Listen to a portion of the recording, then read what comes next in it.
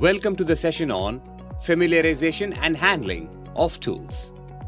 Let us look at the objectives of this session.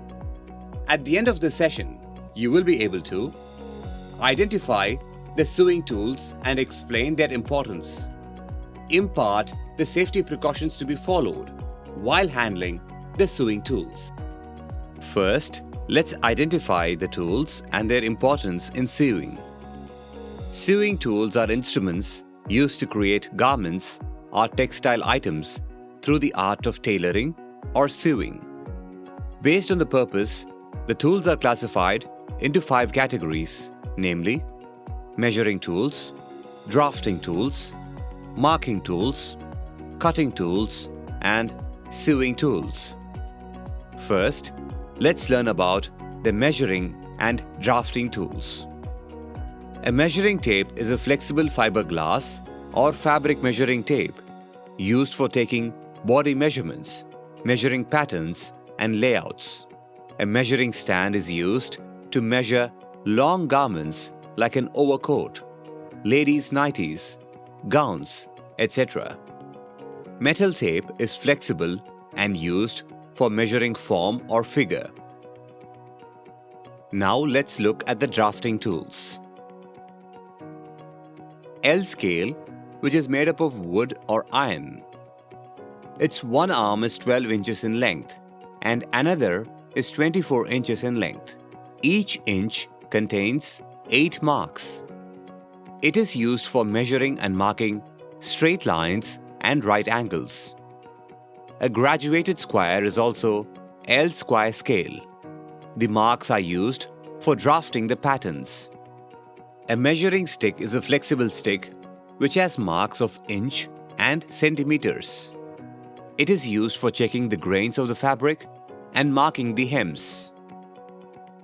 The dress marker's gauge has one side with scallop edges and the other side with straight edges. The scallop edges are used for measuring pleats, tucks, etc. and the straight edges are used for measuring the buttonholes. A seam gauge is a 6-inch ruler with a sliding rod marker. It is used to mark seam margin lengths, buttons, and buttonholes, as well as design details such as pleats and tucks. A transparent ruler is made of plastic and is used for measuring straight or bias lines. A T-square is a transparent tool that has marks of inches and centimeters. It is used for measuring the square of straight edges. A set square is made of crystal clear, shatterproof synthetic material, metal or wood. They are used in the design and pattern department. A card scale is made up of paper cardboard, which is commonly used for small drafting in the record notebooks. A tailor's art curve is made up of wood, plastics, and steel. It contains marks of ½ centimeter on the one side and of the 1/5 centimeter on the other side. It is used to draw curves in the drafting. A French curve is made up of transparent plastic. It is used to draw the shapes of neck, armhole depth, side, and bottom. A flexible curve is made up of flexible rubber, which can be bent into any shape of adjustments to curved pattern pieces. Hip curve or curve ruler is made up of wood or plastic. It is a slightly circled rod used for shaping and adjusting garment patterns around the hip and curve areas. A long ruler has marks of inch and centimeter. It is used for drawing straight lines. A compass is made of metal, which is used for drawing curves and arcs. It helps for making curve in an umbrella frock. Next, let's learn about the marking tools. Tailor's chalk is a hard chalk, which is used to make temporary markings on cloth. The marking pen may be self-erasing or can be removed either by wash or by ironing. It is used for marking on the top of the cloth.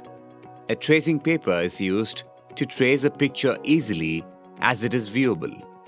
A tracing wheel is used to transfer markings from the pattern onto the fabric with or without tracing paper. The two types of tracing wheels are the one with serrated edges and the one with a smooth edge.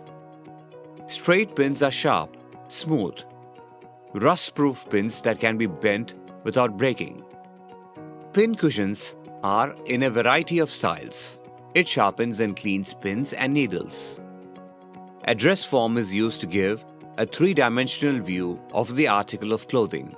They come in different sizes and shapes. Notches are used for placing positioning marks on cutting patterns. It is available in various shapes based on the requirement. Pencils are used for marking and drawing on the tracing paper. Erasers are used as needed to alter the markings. Next, let's look at the cutting tools. A cutting table is used by the people who work in standing position, and a cutting board is used by the people who work in sitting position. Paper shears have long pointed blades. They are used for accurate cutting of thin paper. Hand scissors are designed to be easy to handle. They are used in all general-purpose cutting operations. Tailor's shears are large and stable. It is suitable for cutting garment components from a single layer. The pattern shears handles are strongly contoured and much longer than the short, strong blades. They are used for cutting out pattern templates from thick cardboard or plastic. Pinking shears are used for cutting edges with a zigzag profile for attractive trimming. It reduces the tendency of fraying. Buttonhole scissors are used for precisely cutting open buttonholes and creating clean, neat edges. The length of cut can be adjusted by a screw. Embroidery scissors are suited for catching and cutting fine short threads. Its handles are longer and have pointed blades.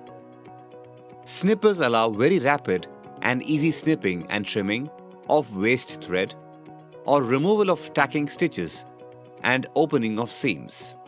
The stitch cutter has a hooked edge with a narrow head and is suitable for opening up machine-made buttonholes. All is made of bone, plastic or metal.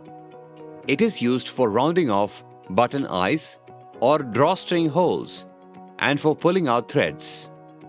Hole punches are used for making holes in cards or plastic pattern templates or cutting patterns. It is available in different diameters. Revolving hole punch is used to make holes close to the edge of the fabric. It has a magazine of punches of different diameters. Next, let's look at the sewing tools. The needle threader is used to help the thread pass through the eye of small needles. A thimble is a protective cover that slips over the index or middle finger and protects the fingertip from pinpricks. Sewing needles are of two types. They are hand sewing needle and machine sewing needle. A sewing needle is used for stitching fabric together, forming seams and creating various hand-sewn details in garments. A needle grabber is useful when hand sewing heavier fabric as protection for fingers. Embroidery and darning needles are used for intricate hand stitching and repairing damaged areas in garments. A darning mushroom is used for supporting and shaping fabric while darning.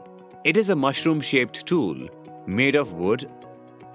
Loop turner is used for turning the fabric tube right side out after it has been sewn.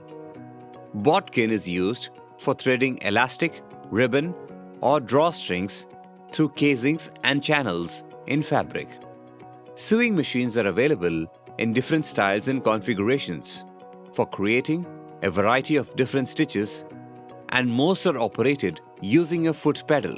Let's now look at the safety precautions while handling the tools. The work area should be cleaned immediately if oil spilled on the floor. else you may skid and an accident will occur. Make sure the thread is threaded correctly on the needle before operating the machine. Keep your feet away from the pedal when threading the needle. Turn off the motor when the machine is not working.